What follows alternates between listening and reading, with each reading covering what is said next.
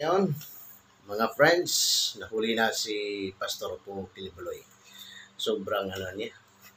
Ang nangyari ka Master Ben Buray Cleo Jr., ilang taong yung hindi huli siya ilang linggo lang Ilang linggo lang na huli na siya, wala. He is not the Son of God. He is appointing himself as the Son of God. Yung sinabi sa inyo.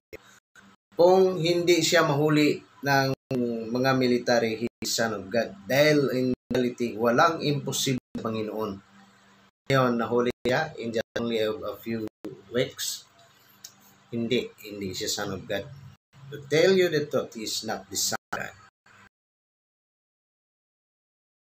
Ngayon, mga friends, nahuli na si Pastor Po Pilibuloy. Sobrang niya.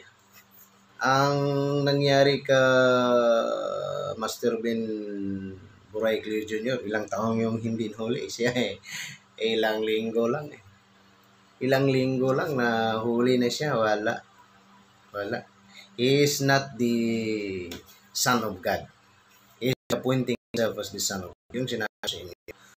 Kung hindi siya mahuli ng mga military, he is Son of God. Dahil in reality, walang imposible sa Panginoon. Ngayon, nahuli siya in just only a few weeks. Hindi siya Son of God. To tell you the truth, he is not the Son of God.